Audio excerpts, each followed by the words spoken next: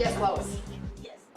Fresh blood, and that why couldn't you recruit college students or even the league have mother and daughter times where I think the younger people are sort of discouraged with the system, and a lot of them that I know don't vote. And I just, it's a point. I don't know if it could be done, but that's the feeling I've got, that you need a way of communicating to younger people. Valerie perhaps can talk about how she tries to recruit schools and college students to be poll workers. I mean, it's a wonderful question, and again, the commissioners and executive management and the staff, we've had an aggressive campaign where we've been proactive going into universities, both private and public, all range of organizations, community-based organizations, again, trying to recruit. The problem is, as Commissioner Umane mentioned before, the drop-off rate. We have success in obtaining these applications, completed applications, but then there's a drop-off when it comes to them actually attending the training and passing the class, and then actually showing up to work. So we are always looking for partners, and we're always looking for events where you recommend us to visit so that we can recruit, and that's why we implore you, everyone in this room, to serve as partners with us, to help us, and ambassadors for the cause, to help us increase our pool of applicants. And to try to get younger. Yes. Do you have a question? Yes, I do.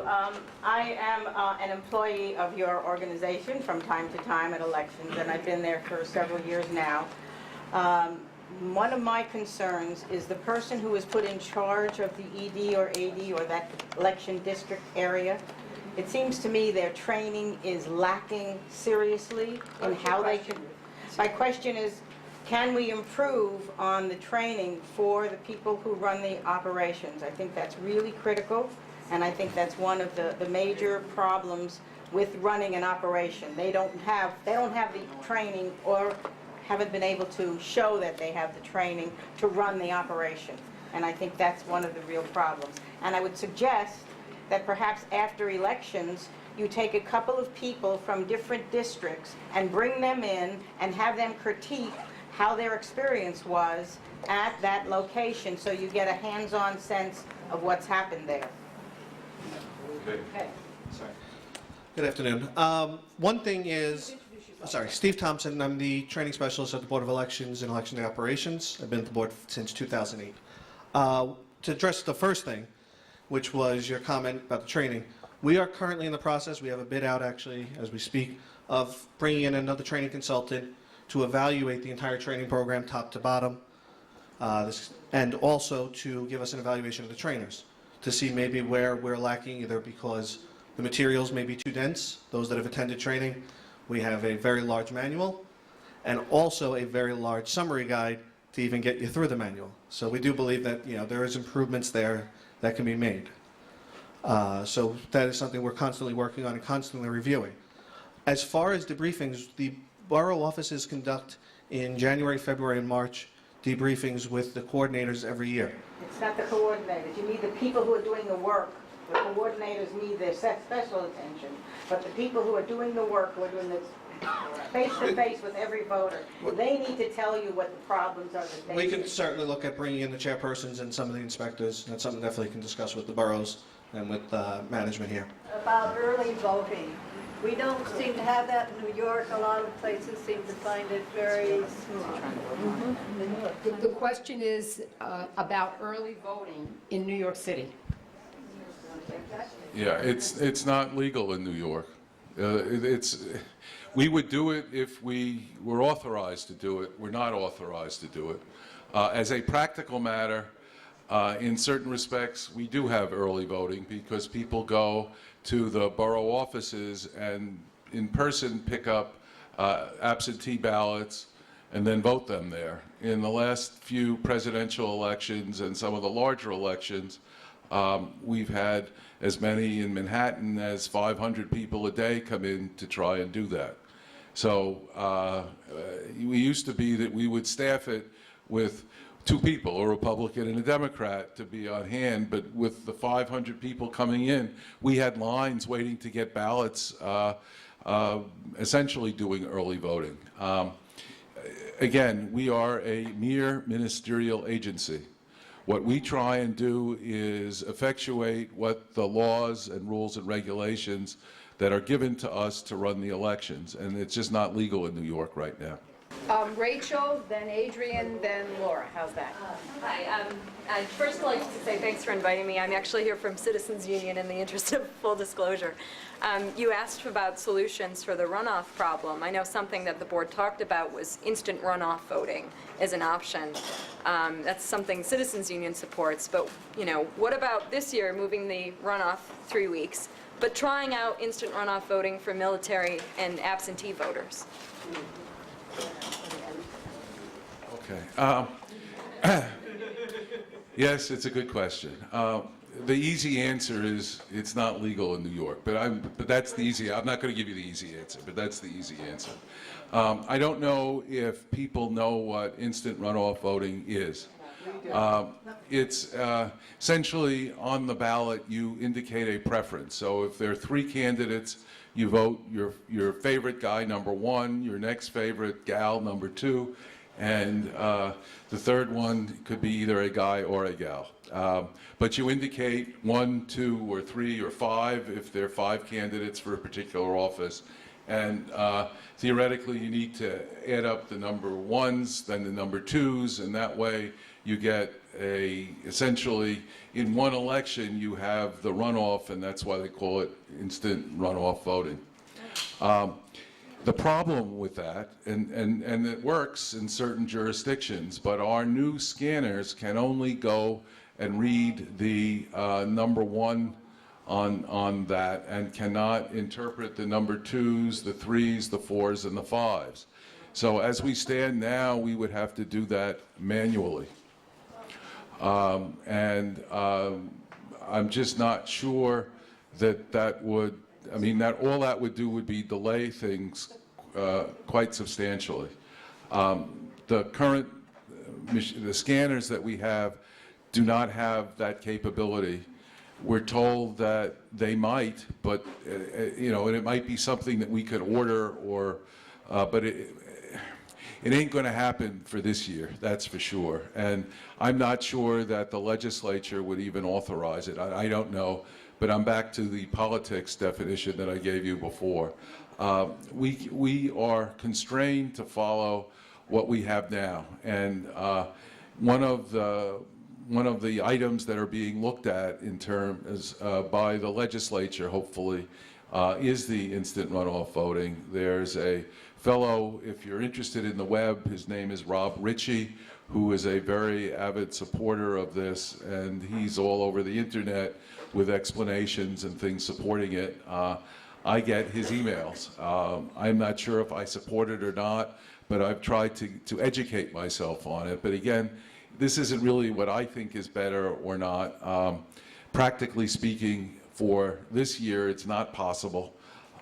It would have to pass legislation, and we're just not really set up to handle it because the scanners can't do it. And I'm just afraid what will ultimately happen with us trying to count all the 2s, 3s, 4s, and 5s by hand. But it is something that's out there, and it may be something for us in the future, but it's not going to be a solution for this year. Adrian? I don't know if I'm Adrian Kivelson, and I'm actually Kate's predecessor in monitoring the board. And after Marjorie started, we've been going to the Board of Elections forever. And there's no agency in the city of New York that's more important to the League of Women Voters than the Board of Elections. So sometimes we make pests of ourselves because we keep going over things. But we usually get very good responses from staff, and great help that Beth has always helped us in our voter registration drives. And when we write manuals about voter registration, we send them to Beth to check, and she's always been very helpful. I think I think I wanted to say how important this is to the League and how much we appreciate that you came here today, because we want to do things together. And I keep hearing ministerial, and that's a problem sometimes, because you are the agency that uses all of the legislation that's passed in Albany. they put in legislation in Albany, they don't know what it means, you know what it means, and to say we're just ministerial and we're going to do whatever they say really is problematic. We support instant runoff voting. We studied it in the league and we came out with a position, not across the boards, but we wanted to see it for this particular election and this type of election, and that was we supported when you were getting the scanners, and when we try to say, when you get the scanners, put on a program that'll do instant runoff voting, everybody was so involved in the scanners, we couldn't get anybody to listen to us. If we'd done that, we might have not had this problem now. So sometimes I don't know how we get the board to be more active in terms of supporting legislation which would make your job easier. And that's what our frustration is, that we come and we say every time, and Kate, I can't speak for you, but when I go to the board and we talk about election night reporting, the answer is it's in the law, we have to do it this way. It doesn't matter if the other 58 counties are doing it a different way, it's in the law. Well, we went up there and we were trying to fight to get the law changed. And we'd like to see the board be more proactive in pushing for changes that you can see would be helpful. So that's my question. And on the 21st, I think, where a number of us are going up to Albany to lobby for our legislative program. It does not have instant. Yeah, is that the Tuesday? May 21st. Okay. A number of us are going, and I had mentioned that we're meeting with the chairs and I believe usually the ranking members of each of the Assembly Election Law Committee, the Senate Election Law Committee, and we meet with representatives of the governor. In addition, we have this luncheon where the whole New York City delegation is invited, and most of them show up for the free fruit. And we talk to them about these issues, and each one and their staffs get handed our legislative package, which we have already sent up to them, and we try and lobby. I mean, we call it Education Day, but we're lobbying for different things, including changes to the size of the ballot that we talked about. Instant runoff voting is not in our package because we currently don't have the machinery to accomplish that. And I know you don't like to think of us as a ministerial agency, but we have very little choice on what scanners and what materials are used in our machines that we have. We were given a choice of A and B, and both A and B were pretty much the same. Neither one had that package for instant runoff voting, and you know, New York City, statewide, is the only place that has the possibility of a runoff. Upstate, they don't have that. So the state board, which focuses a great deal on upstate, was not necessarily focused in on those issues. Another big deal that comes up is the rotation in primaries. Under the election law, when we had the voting machine, there are now two sets of rules. One for the old lever machines and one for the paper ballots. And the lever machine rules in New York City require the board to rotate. So if they're for each election district. So if there are 3 candidates for a particular office, on ED number 1, the ballot is set up for that race, A, B, and C. In election district number 2, it's BCA. In election district number 3, it's CAB. And number 4, it's back to ABC. So all of those have different ballot formats.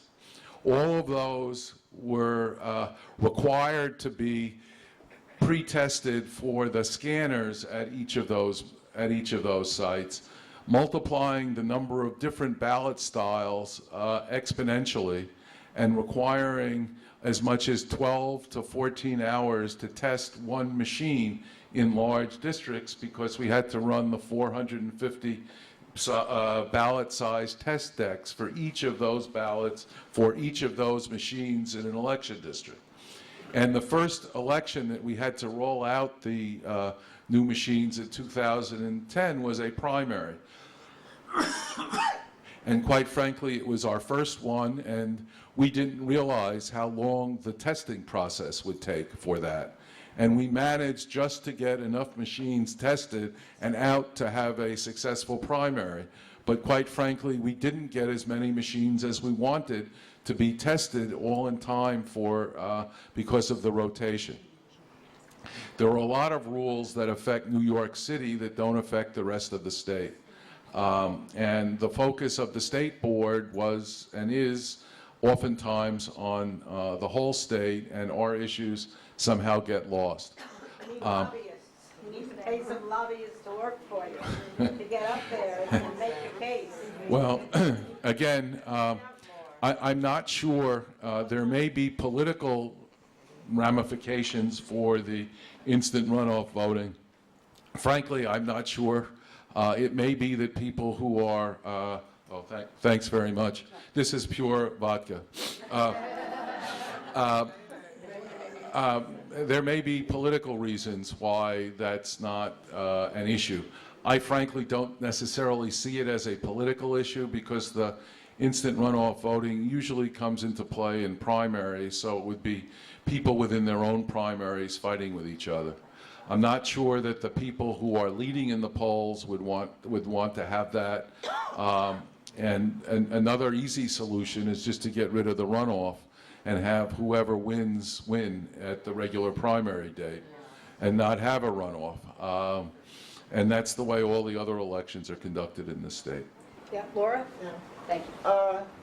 I don't have to repeat the one that Rachel asked and that Adrian did, but they're very much on our mind. The league frequently makes recommendations, sometimes 3 or 4 years in advance, particularly just to try it. For example, to try it in the special elections, to try it in Queens and Staten Island, where you're not under the jurisdiction of the Department of Justice. But since these recommendations have already been made, so what I would hope is that when you get these recommendations, that you try them in advance, so maybe by the next city election, 4 years from now, as Adrian said, if we would have purchased the machines for runoff elections when the scanners were done. But I just have 2 things I'd like to ask. One of the league's recommendations after the last election was to separate the ballot from the instructions, so that the ballot itself could have the larger size font, and that the instructions could be put on the folder, the privacy folder or something like that. So you could hand the instructions in Spanish, in other languages, but the ballot would be the same. The name of the candidates, the size of the font with the candidates' names for the office would be the same. And this way it would be so much easier. That process is so much faster. And the other thing is, why don't you have an executive director who could then speak for you on these issues, and be your spokesperson to Albany? You are all appointed by elected officials. So, as Adrian said, there is a combination. And if you had this one spokesperson that spoke, this legislation doesn't work in New York. It does not work in 2013. We do not have the shoot machines. We will not get the shoot machines back. The scanners can work very quickly. If banks can do checks in seconds to see the numbers on them, perhaps you need a new reading machine for those paper ballots for checking. But what you need is the up-to-date technology so that more people will vote and that they will trust that their vote will count. Wow. So why doesn't somebody answer the question about the executive director, and then maybe somebody else could take the question about why can't you have the instructions for the ballot on it? Does it have to be on the ballot? Who wants to take that?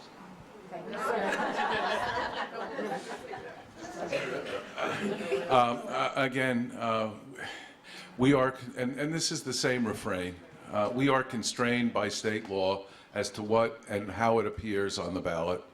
We do have, I think, 5 or 6 separate pieces of legislation in our proposal that, yes, we're going to be doing the hat and cane routine, you know, like this, to the legislators in Albany.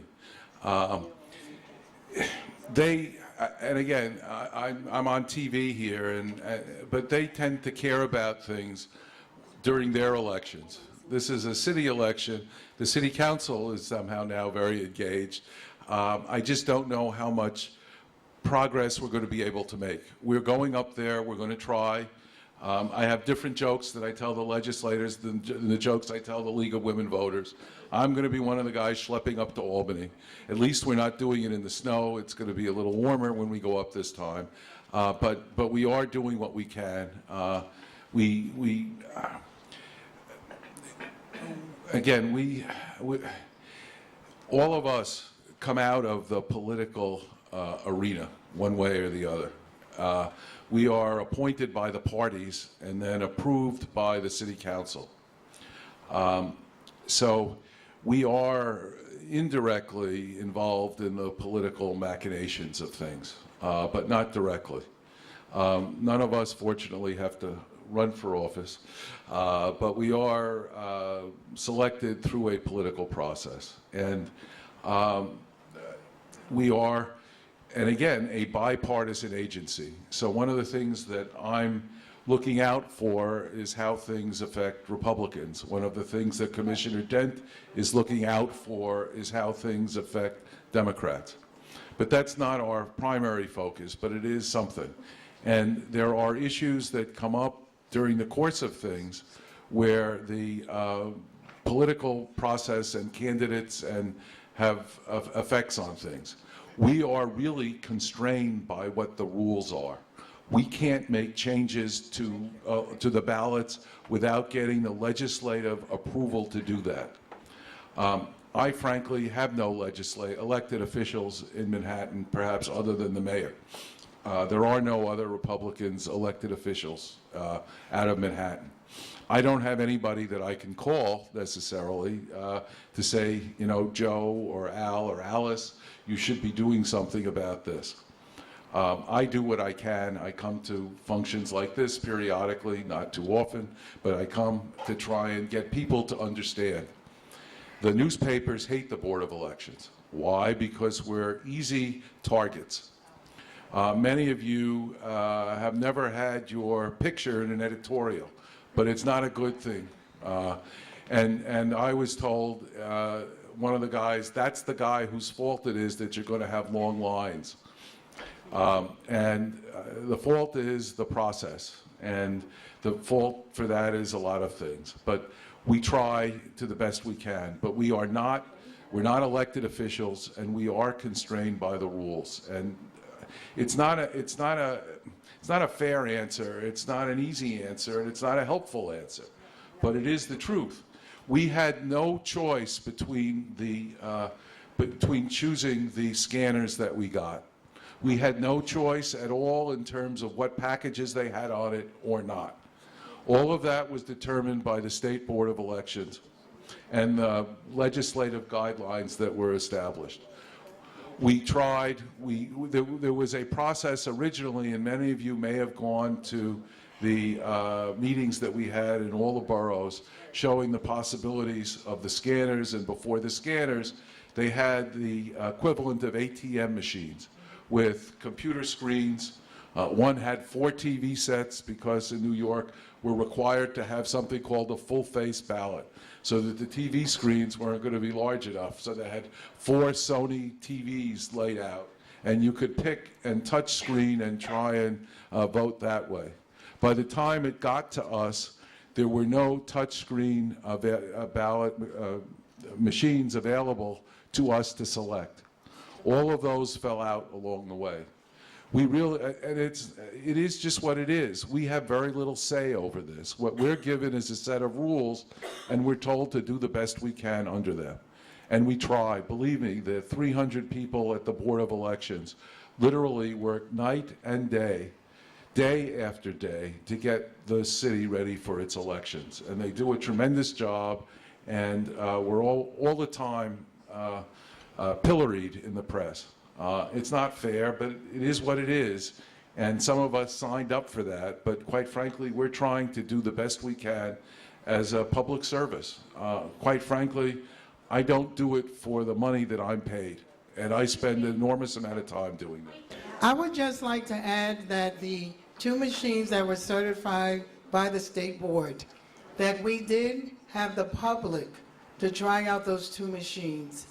And the response that we received was that the ES&S machine was more user-friendly. And they're having many problems also with the Dominion machine, as Commissioner Umane had indicated. Myself as a commissioner, I take into consideration all suggestions and concerns that the League of the Women Voters bring to us. Ms. Marjorie and Ms. Kate, they're always at our meetings, and they're very, very concerned, or they would not attend every Tuesday. They're there and they're bringing information out to the public, and they work closely with us. I do wish that we had more of a say in the machines that were chosen and that they were more user-friendly. All of the information that you send to us when we go to Albany and meet with our elected officials, we do share that information with them. But again, it's bills and it's legislation that has to be passed in order for us to make any changes. So I don't want you to feel that we don't listen and we're not concerned as you are to make the process easier for the 4.5 million voters. As it relates to the to an executive director, we are still in search for a executive director, but again, you have to keep in mind that we need 6 votes in order for executive director to begin the process of working for the New York City Board of Elections.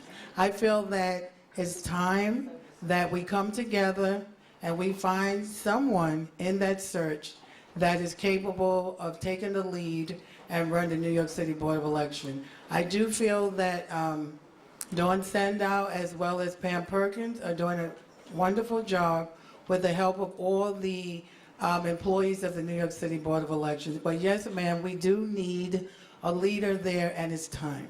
Thank you. Thank you.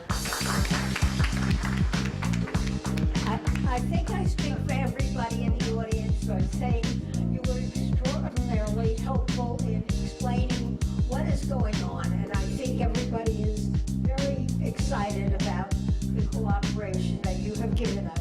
I hope you will join us for lunch.